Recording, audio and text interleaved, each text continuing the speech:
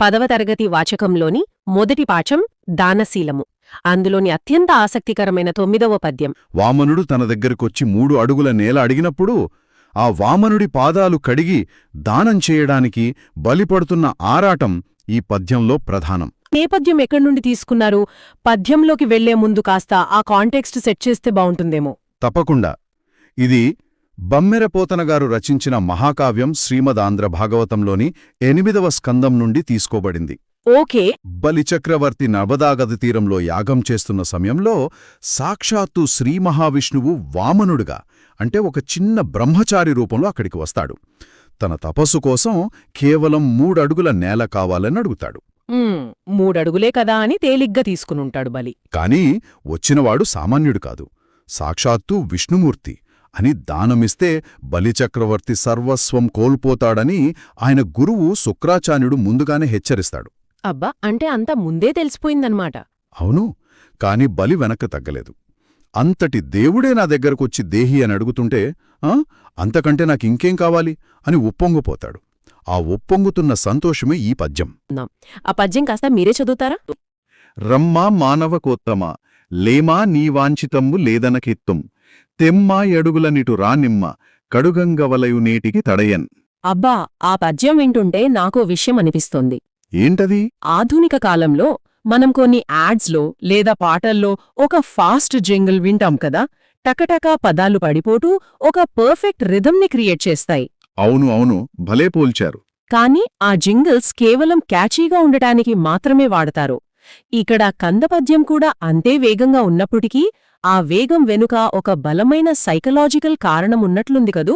బలిచక్రవర్తి గుండె వేగంగా కొట్టుకోవడం, అతనికున్న తొందర ఆ పద్యం నడకలో తెలుస్తోంది. ఇప్పుడు అందులోని పదాలను ఒక్కొక్కటిగా విడదీసి చూద్దాం. పద్యం రమ్మా మానవకోత్తమతో మొదలవుతుంది. ఇక్కడ మానవక ప్లస్ ఉత్తమ అనే పదాన్ని వాడారు. అవును. ఒక చక్రవర్తి తన దగ్గరికి వచ్చిన ఒక యాచకుడిని ఇలా ఉత్తమ అని పిలవడం కాస్త వింతగా లేదా? అది మామూలు యాచకుడైతే వింతే, కాని ఇక్కడ బలికి వామనుడి పట్ల ఉన్న అనంతమైన గౌరవం అది.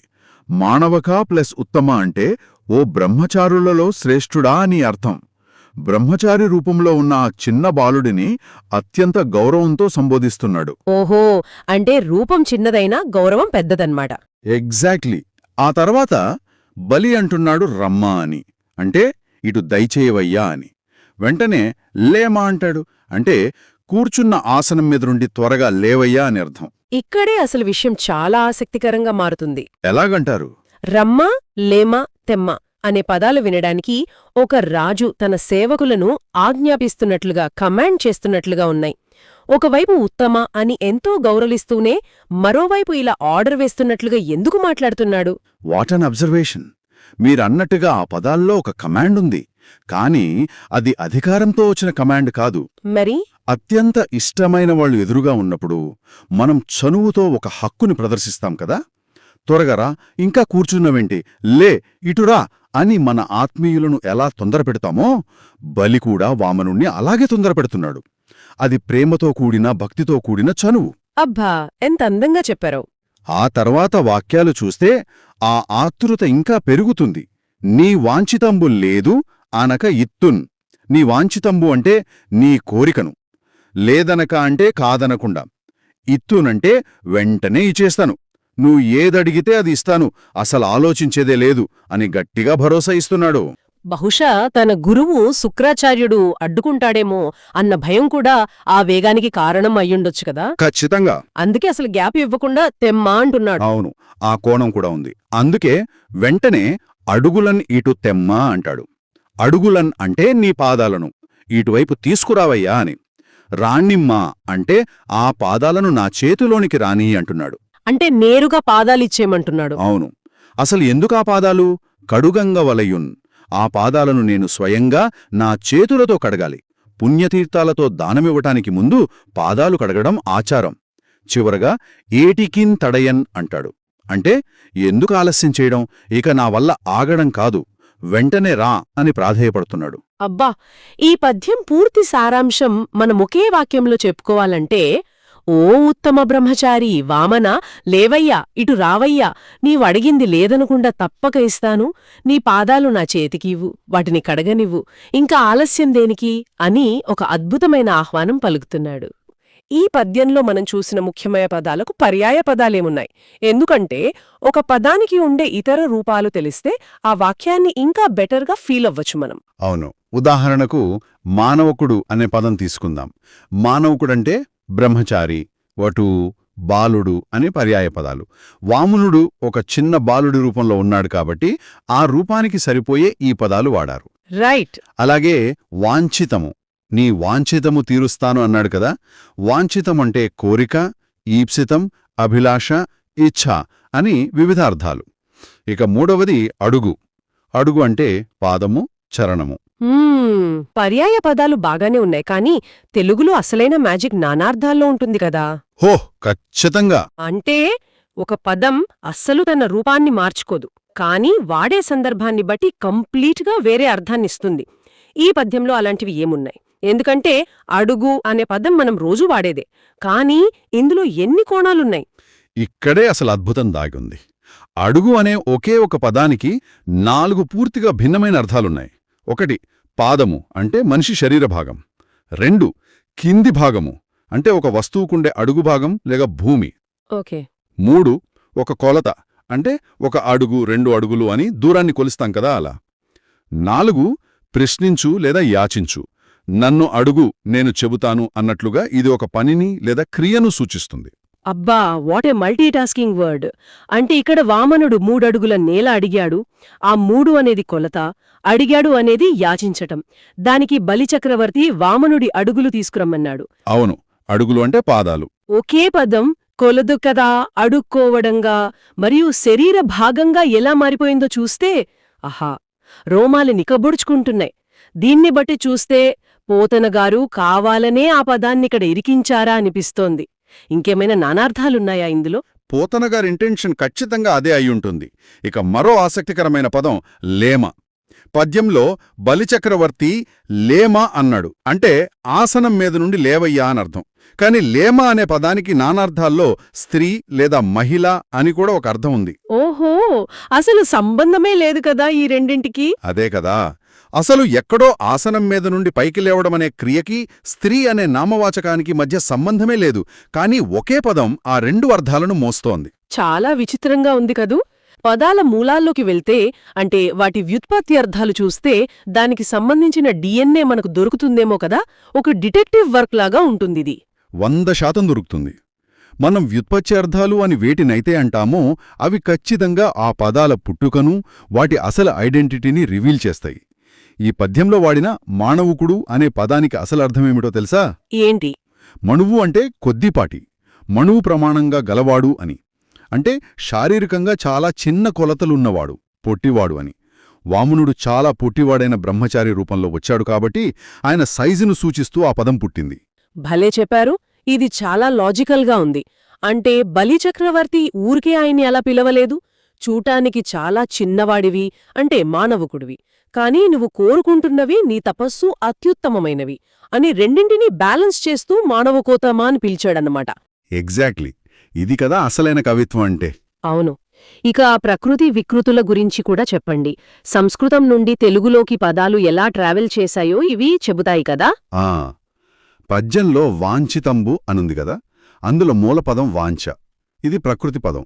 పండితుల నోటి నుండి సామాన్యుల వాడుకలోకి వచ్చేసరికి కాలక్రమంలో ఇది వికృతిగా మారి వంచగా మారింది. అంటే వాంఛ నుంచి వంచ. రైట్, సింప్లిఫై అయిపోయింది. అలాగే పద్యభావంలో బ్రహ్మచారి అని మాట్లాడుకున్నాం. బ్రహ్మ అనేది అచ్చమైన ప్రకృతి పదం. దాన్ని మన సామాన్యులు తమ నాలుకకు అణువుగా మార్చుకుని పలికిన వికృతి పదం బొమ్మ. వాంఛ, వంచ, బ్రహ్మ, బొమ్మ. భాష అనేది ఎలా పండితుల గ్రంథాల నుండి ప్రజల నాలుకల మీదకి ప్రవహించిందో ఇవి స్పష్టంగా చూపిస్తున్నాయి. అయితే ఈ పదాలు విడిగా ఉన్నప్పుడు బాగానే ఉన్నాయి, కానీ వాటిని కలిపి ఒక వాక్యంగా, ఒక పద్యంగా చెయ్యాలంటే వాటి మధ్య ఒక రియాక్షన్ జరగాలి. వ్యాకరణమంటారు దాన్ని. ఈ పద్యం వేగంగా నడవడానికి అసలు కారణం ఈ సందులే. మనం ఒక్కొక్కటిగా చూద్దాం. చెప్పండి. మొదటగా మానవక ప్లస్ ఉత్తమ కలిపితే మానవకోత్తమ. ఇక్కడేం జరిగింది? మానవక చివర ఉన్న ఆకారానికి ఉత్తమలోని ఊకారం పరమై ఆ రెండూ కరిగిపోయి ఓకారంగా అంటే కోగా మారాయి. ఆ ప్లస్ ఊ ఈక్వల్ టు ఓ. ఇది గుణసంధి. ఈ రియాక్షన్ వల్ల రెండు వేర్వేరు పదాలు ఒకే శ్వాసలో పలికేలా మారిపోయాయి. ఎగ్జాక్ట్లీ. మానవక అని ఆగి మళ్ళీ ఉత్తమ అనాలంటే మధ్యలో ఒక బ్రేక్ వస్తుంది. ఆ బ్రేక్ తీసేస్తే వేగం వస్తుంది కదా. నెక్స్ట్ పదం లేదనక కదా. అవును, లేదు ప్లస్ అనక లేదనక. దూలోని ఉకారానికి అచ్చు ఆ పరమవటంతో ఉత్వసంధి జరిగింది. ఓకే. అలాగే వాంఛితంబు ప్లస్ లేదు ప్లస్ అనక. ఇది మూడు పదాల రియాక్షన్. ముందుగా వాంఛితంబు ప్లస్ లేదు కలిపితే వాంఛితంబు లేదు. ఇది కూడా ఉత్వసందే. దానికి మళ్ళీ అనక కలిస్తే వాంఛితము లేదనక అవుతుంది. ఈ పద్యంలో మరో అద్భుతమైన మార్పును నేను గమనించాను.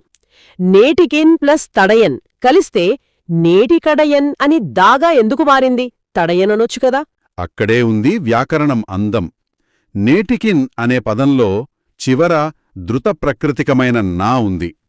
దానికి కఠినంగా పలికే పరుష అక్షరమైన తా కలిసినప్పుడు ఆ కఠినత్వం పోయి మృదువుగా సరళంగా పలికే దాగా మారుతుంది. ఇది సరళాదేశ సంధి. ఓహో, అంటే స్మూత్గా ఉండటానికి. అవును, పరుషాలు సరళాలుగా మారడం వల్ల పద్యం నడకలో ఉన్న గరుకుదనం పోయి నీటి ప్రవాహంలా జారిపోతుంది.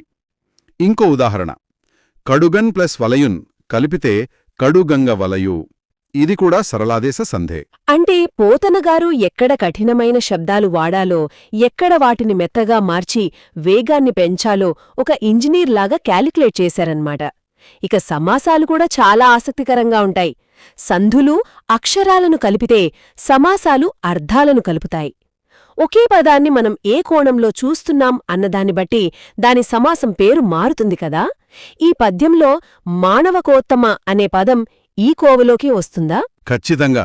ఒక అద్భుతమైన ఆర్కిటెక్చర్ని మనం ఏ వైపు నుండి చూస్తున్నాం అనేదాన్ని బట్టి దాని అందం మారుతుంది. అలాగే సమాసం కూడా.